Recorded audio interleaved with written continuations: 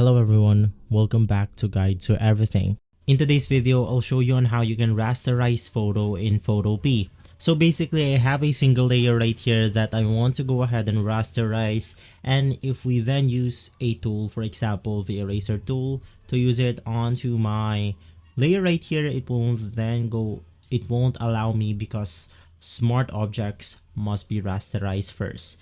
Now to do this, it is extremely simple. You can just right click on the layer that you want to rasterize, and from here there will be a button for you to click on the rasterize under the smart object. So just right click on your layer, click on rasterize, and from there we can then use tools like the eraser tool right here, and with that we can then use the tool successfully. If this video has been helpful, leave a like, subscribe, and follow Guide to Everything for more videos like this. Thanks for watching.